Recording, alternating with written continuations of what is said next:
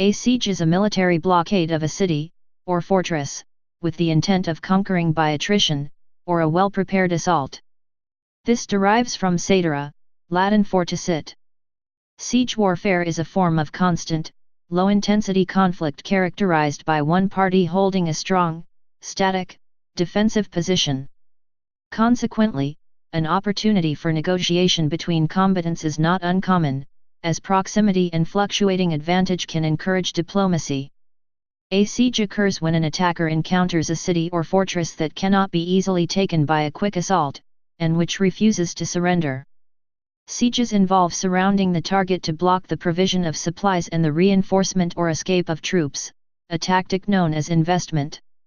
This is typically coupled with attempts to reduce the fortifications by means of siege engines, artillery bombardment, mining, also known as sapping, or the use of deception or treachery to bypass defenses. Failing a military outcome, sieges can often be decided by starvation, thirst, or disease, which can afflict either the attacker or defender. This form of siege, though, can take many months or even years, depending upon the size of the stores of food the fortified position holds. The attacking force can circumvallate the besieged place, which is to build a line of earthworks, consisting of a rampart and trench, surrounding it. During the process of circumvallation, the attacking force can be set upon by another force, an ally of the besieged place, due to the lengthy amount of time required to force it to capitulate. A defensive ring of forts outside the ring of circumvallate forts, called contravallation, is also sometimes used to defend the attackers from outside. Ancient cities in the Middle East show archaeological evidence of having had fortified city walls. During the Warring States era of ancient China, there is both textual and archaeological evidence of prolonged sieges and siege machinery used against the defenders of city walls. Siege machinery was also a tradition of the ancient Greco-Roman world. During the Renaissance and the early modern period, siege warfare dominated the conduct of war in Europe. Leonardo da Vinci gained as much of his renown from the design of fortifications as from his artwork. Medieval campaigns were generally designed around a succession of sieges. In the Napoleonic era, increasing use of ever more powerful cannon reduced the value of fortifications. In the 20th century, the significance of the classical siege declined. With the advent of mobile warfare, a single fortified stronghold is no longer as decisive as it once was. While traditional sieges do still occur, they are not as common as they once were due to changes in modes of battle, principally the ease by which huge volumes of destructive power can be directed onto a static target. Modern sieges are more commonly the result of smaller hostage, militant, or extreme resisting arrest situations. Ancient era.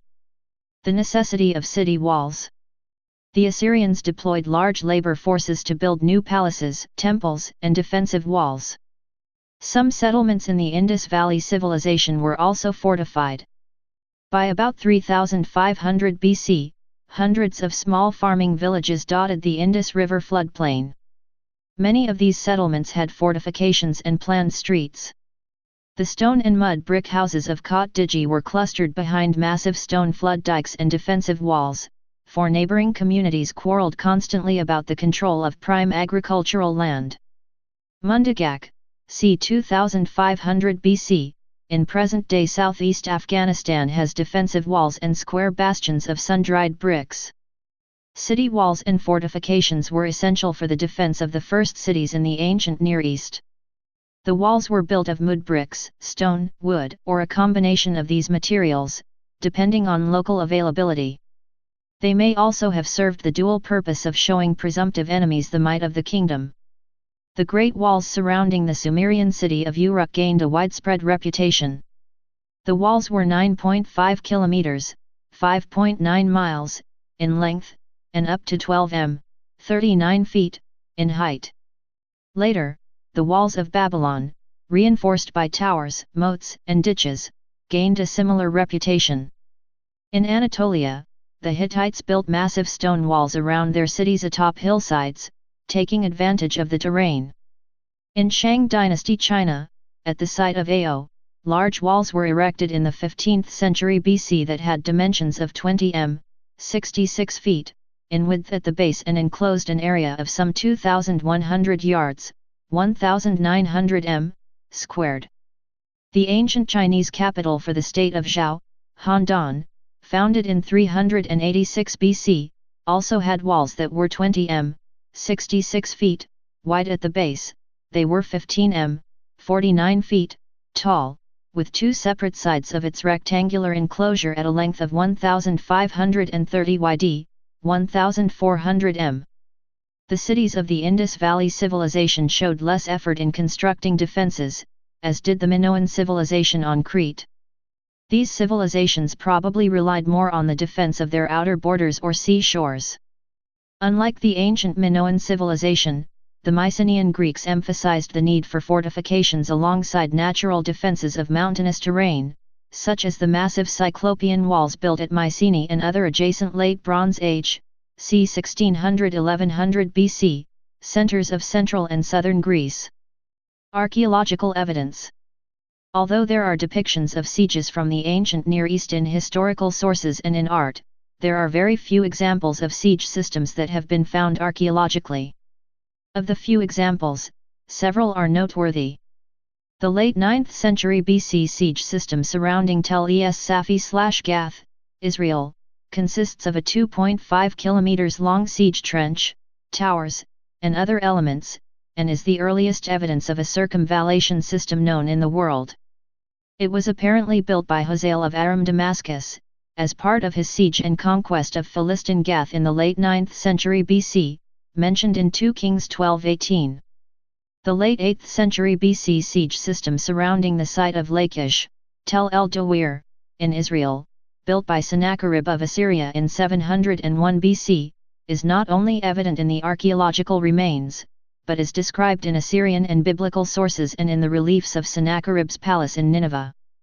The siege of Alt-Paphos, Cyprus by the Persian army in the 4th century BC. Depictions. The earliest representations of siege warfare have been dated to the proto-dynastic period of Egypt, c. 3000 BC.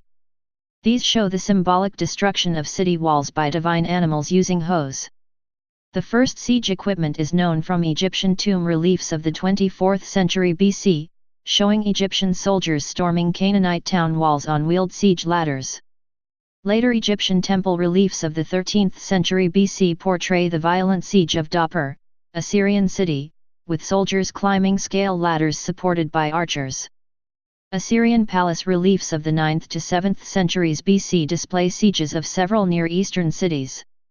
Though a simple battering ram had come into use in the previous millennium, the Assyrians improved siege warfare and used huge wooden tower-shaped battering rams with archers positioned on top. In ancient China, sieges of city walls, along with naval battles, were portrayed on bronze hu vessels, like those found in Chengdu, Sichuan in 1965, which have been dated to the Warring States period, 5th to 3rd centuries BC. Tactics. Offensive. An attacker's first act in a siege might be a surprise attack, attempting to overwhelm the defenders before they were ready or were even aware there was a threat. This was how William de Force captured Fotheringhay Castle in 1221. The most common practice of siege warfare was to lay siege and just wait for the surrender of the enemies inside or, quite commonly, to coerce someone inside to betray the fortification. During the medieval period, negotiations would frequently take place during the early part of the siege. An attacker aware of a prolonged siege's great cost in time, money, and lives might offer generous terms to a defender who surrendered quickly. The defending troops would be allowed to march away unharmed, often retaining their weapons. However, a garrison commander who was thought to have surrendered too quickly might face execution by his own side for treason. As a siege progressed, the surrounding army would build earthworks, a line of circumvallation, to completely encircle their target, preventing food, water, and other supplies from reaching the besieged city. If sufficiently desperate as the siege progressed, defenders and civilians might have been reduced to eating anything vaguely edible: horses, family pets, the leather from shoes, and even each other. The Hittite siege of a rebellious Anatolian vassal in the 14th century BC ended when the Queen Mother came out of the city and begged for mercy on behalf of her people. The Hittite campaign against the kingdom of Mitanni in the 14th century BC bypassed the fortified city of Carchemish. If the main objective of a campaign was not the conquest of a particular city, it could simply be passed by. When the main objective of the campaign had been fulfilled, the Hittite army returned to Carchemish and the city fell after an 8-day siege. Disease was another effective siege weapon, although the attackers were often as vulnerable as the defenders. In some instances, catapults or similar weapons were used to fling diseased animals over city walls in an early example of biological warfare. If all else failed, a besieger could claim the booty of his conquest undamaged, and retain his men and equipment intact, for the price of a well-placed bribe to a disgruntled gatekeeper.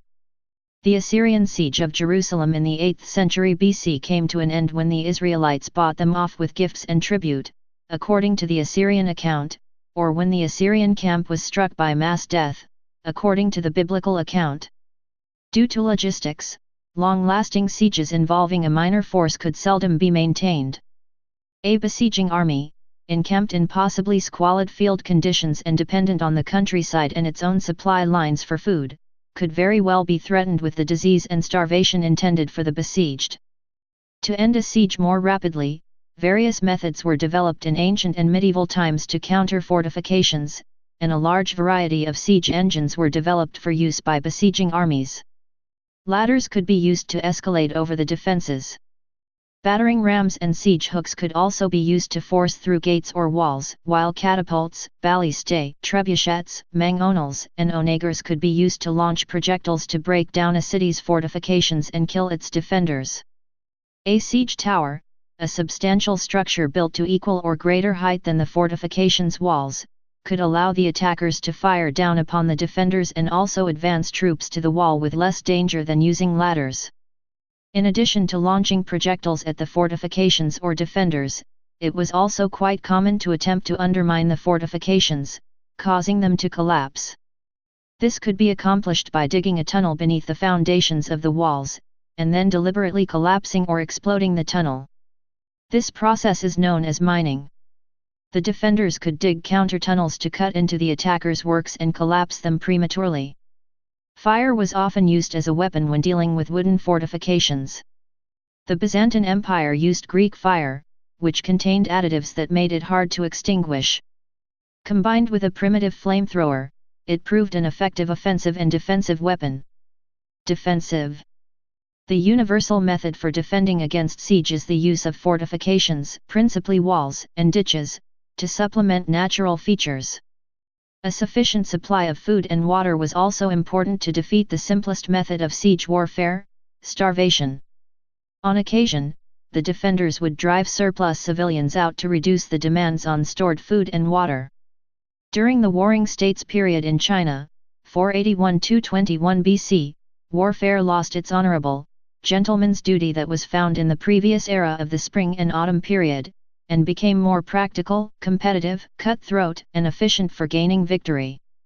The Chinese invention of the handheld, trigger mechanism crossbow during this period revolutionized warfare, giving greater emphasis to infantry and cavalry and less to traditional chariot warfare.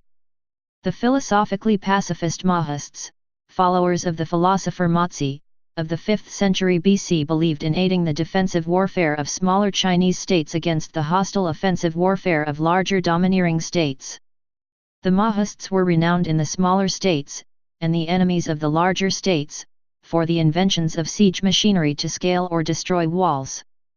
These included traction trebuchet catapults, 8-foot-high ballistas, a wheeled siege ramp with grappling hooks known as the cloud bridge, the protractable, folded ramp slinging forward by means of a counterweight with rope and pulley, and wheeled hook carts used to latch large iron hooks onto the tops of walls to pull them down. When enemies attempted to dig tunnels under walls for mining or entry into the city, the defenders used large bellows, the type the Chinese commonly used in heating up a blast furnace for smelting cast iron, to pump smoke into the tunnels in order to suffocate the intruders. Advances in the prosecution of sieges in ancient and medieval times naturally encouraged the development of a variety of defensive countermeasures. In particular, medieval fortifications became progressively stronger. For example, the advent of the concentric castle from the period of the Crusades and more dangerous to attackers witnessed the increasing use of machicolations and murder holes, as well the preparation of hot or incendiary substances. Arrow slits, also called arrow loops or loopholes, sally ports, airlock-like doors, for sallies, and deep water wells were also integral means of resisting siege at this time. Particular attention would be paid to defending entrances, with gates protected by drawbridges, portcullises, and barbicans. Moats and other water defences, whether natural or augmented, were also vital to defenders. In the European Middle Ages, virtually all large cities had city walls. Dubrovnik in Dalmatia is a well-preserved example, and more important cities had citadels, forts, or castles. Great effort was expended to ensure a good water supply inside the city in case of siege. In some cases, long tunnels were constructed to carry water into the city. Complex systems of underground tunnels were used for storage and communications in medieval cities like Tabor in Bohemia, similar to those used much later in Vietnam during the Vietnam War. Until the invention of gunpowder-based weapons, and the resulting higher velocity projectiles, the balance of power and logistics definitely favored the defender. With the invention of gunpowder, cannon, and mortars and howitzers, in modern times, the traditional methods of defense became less effective against a determined siege. Siege accounts. Although there are numerous ancient accounts of cities being sacked, few contain any clues to how this was achieved. Some popular tales existed on how the cunning heroes succeeded in their sieges. The best known is the Trojan horse of the Trojan War, and a similar story tells how the Canaanite city of Joppa was conquered by the Egyptians in the 15th century BC. The biblical book of Joshua contains the story of the miraculous battle of Jericho. A more detailed historical account from the 8th century BC, called the Piankai Stela, records how the Nubians laid siege to and conquered several Egyptian cities by using battering rams, archers, and slingers and building causeways across moats. Greco-Roman era. Alexander the Great's army successfully besieged many powerful cities during his conquests. Two of his most impressive achievements in siegecraft took place in the Siege of Tyre and the Siege of the Sogdian Rock. His engineers built a causeway that was originally 60 m, 200 feet, wide and reached the range of his torsion-powered artillery, while his soldiers pushed siege towers housing stone throwers and light catapults to bombard the city walls. Most conquerors before him had found Tyre, a Phoenician island city about 1 kilometer from the mainland, impregnable. The Macedonians built a mole, a raised spit of earth across the water, by piling stones up on a natural land bridge that extended underwater to the island, and although the Tyrians rallied by sending a fire ship to destroy the towers, and captured the mole in a swarming frenzy, the city eventually fell to the Macedonians after a 7-month siege. In complete contrast to Tyre, Sogdian Rock was captured by stealthy attack. Alexander used commando-like tactics to scale the cliffs and capture the high ground, and the demoralized defenders surrendered. The importance of siege warfare in the ancient period should not be underestimated. One of the contributing causes of Hannibal's inability to defeat Rome was his lack of siege engines. Thus, while he was able to defeat Roman armies in the field, he was unable to capture Rome itself. The legionary armies of the Roman Republic and Empire are noted as being particularly skilled and determined in siege warfare. An astonishing number and variety of sieges, for example, formed the core of Julius Caesar's mid-1st century BC conquest of Gaul, modern France. In his commentary I de Bello Gallico, Commentaries on the Gallic War, Caesar describes how, at the Battle of Alesia, the Roman legions created 2 huge fortified walls around the city. The inner circumvallation, 16 kilometers, 10 miles, held in Vercingetorix's forces, while the outer contravallation kept relief from reaching them. The Romans held the ground in between the 2 walls. The besieged Gauls, facing starvation, eventually surrendered after their relief force met defeat against Caesar's auxiliary cavalry. The Sicarii zealots who defended Masada in AD 73 were defeated by the Roman legions, who built a ramp 100 m high up to the fortress's west wall. During the Roman-Persian Wars, siege warfare was extensively being used by both sides. Arabia during Muhammad's era. Muhammad, considered a prophet for Muslims, made use of sieges extensively during his military campaigns. The first use was during the invasion of Banu Qaynuqa. According to Islamic tradition, the invasion of Banu Qaynuqa occurred in 624 AD. The Banu Qaynuqa were a Jewish tribe expelled by Muhammad for allegedly breaking the treaty known as the Constitution of Medina 209 by pinning the clothes of a Muslim woman, which led to her being stripped naked. A Muslim killed a Jew in retaliation, and the Jews in turn killed the Muslim man. This escalated to a chain of revenge killings, and enmity grew between Muslims and the Banu Qaynuqa, leading to the siege of their fortress 122. The tribe eventually surrendered to Muhammad, who initially wanted to kill the members of Banu Qaynuqa, but ultimately yielded to Abdullah ibn Ubay's insistence and agreed to expel the Qaynuqa. The second siege was during the invasion of Banu Nadir. According to the sealed nectar, the siege did not last long. The Banu Nadir Jews willingly offered to comply with the Muhammad's order and leave Medina. Their caravan counted 600 loaded camels, including their chiefs, Huyay bin Akhtab, and Salam bin Abi al-Hukayk, who left for Khaybar, whereas another party shifted to Syria. Two of them embraced Islam, Yamin bin Amr and Abu Sa'd bin Wahab, and so they retained their personal wealth. Muhammad seized their weapons, land, houses, and wealth. Amongst the other booty he managed to capture, there were 50 armors, 50 helmets, and 340 swords. This booty was exclusively Muhammad's because no fighting was involved in capturing it. He divided the booty at his own discretion among the early emigrants and two poor helpers, Abu Dujana and Suhail bin Hanif.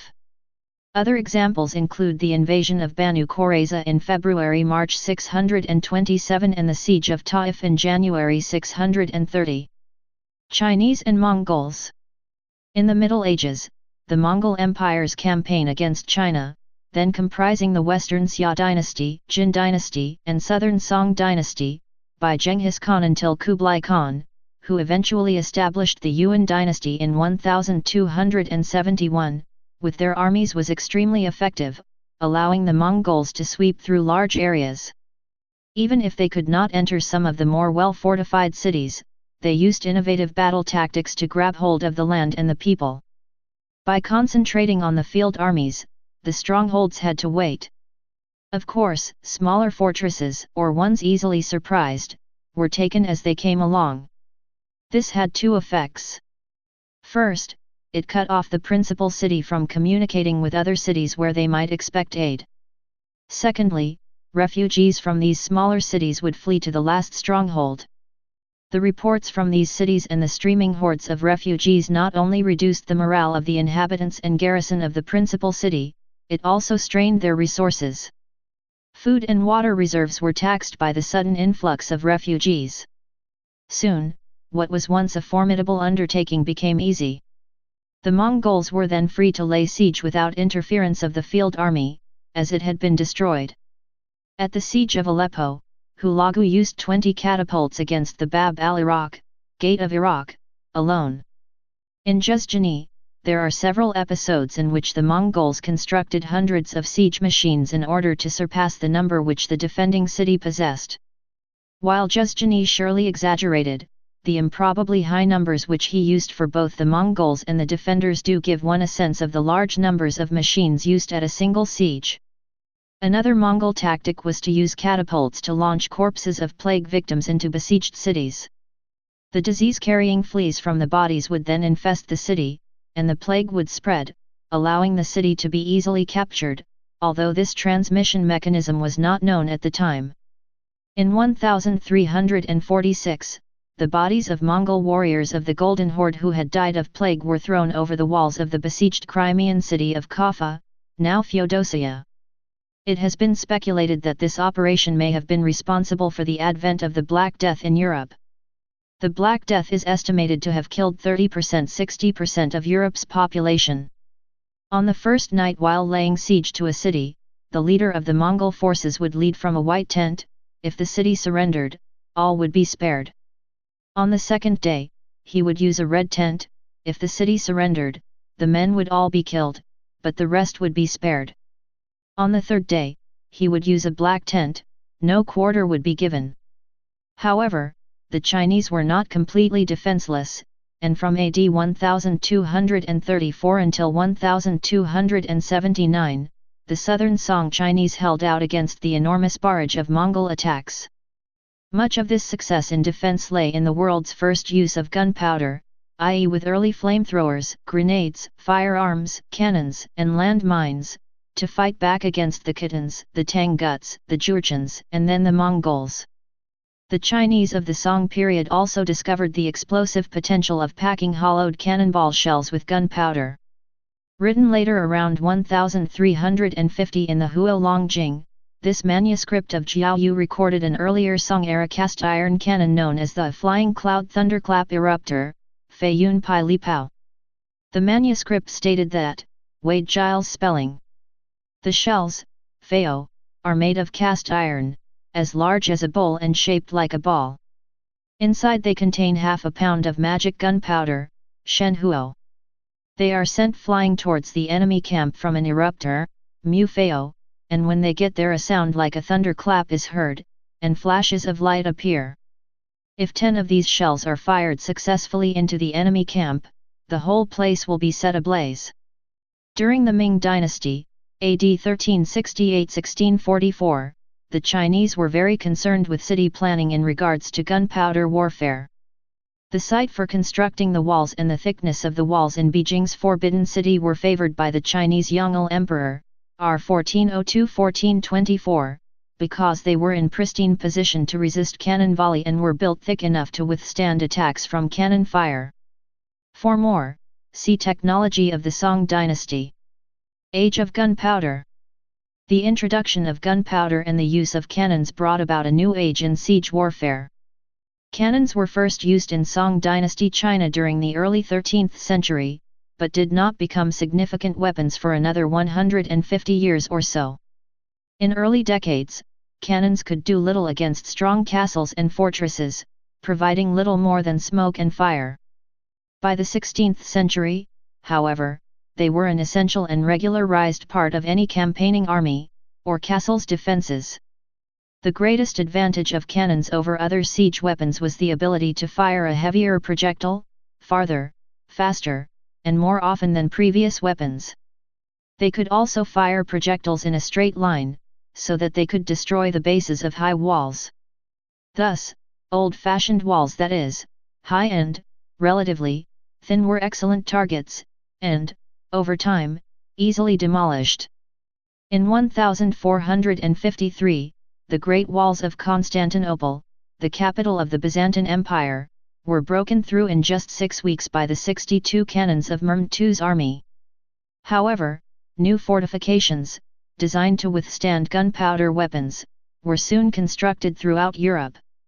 During the Renaissance and the early modern period, siege warfare continued to dominate the conduct of the European wars. Once siege guns were developed, the techniques for assaulting a town or fortress became well known and ritualized. The attacking army would surround a town. Then the town would be asked to surrender. If they did not comply, the besieging army would surround the town with temporary fortifications to stop sallies from the stronghold or relief getting in. The attackers would then build a length of trenches parallel to the defenses, these are known as the first parallel, and just out of range of the defending artillery. They would then dig a trench, known as a forward, towards the town in a zigzag pattern so that it could not be enfiladed by defending fire. Once within artillery range, another parallel, the second parallel, trench would be dug with gun emplacements. This technique is commonly called entrenchment. If necessary, using the first artillery fire for cover, this process would be repeated until guns were close enough to be laid accurately to make a breach in the fortifications. In order to allow the forlorn hope and support troops to get close enough to exploit the breach, more zigzag trenches could be dug even closer to the walls with more parallel trenches to protect and conceal the attacking troops. After each step in the process, the besiegers would ask the besieged to surrender. If the forlorn hope stormed the breach successfully, the defenders could expect no mercy. Emerging theories. The castles that in earlier years had been formidable obstacles were easily breached by the new weapons. For example, in Spain, the newly equipped army of Ferdinand and Isabella was able to conquer Moorish strongholds in Granada in 1482–92 that had held out for centuries before the invention of cannons. In the early 15th century, Italian architect Leon Battista Alberti wrote a treatise entitled De Reedificatoria, which theorized methods of building fortifications capable of withstanding the new guns. He proposed that walls be built in uneven lines, like the teeth of a saw. He proposed star-shaped fortresses with low, thick walls. However, few rulers paid any attention to his theories. A few towns in Italy began building in the new style late in the 1480s, but it was only with the French invasion of the Italian peninsula in 1494–95 that the new fortifications were built on a large scale.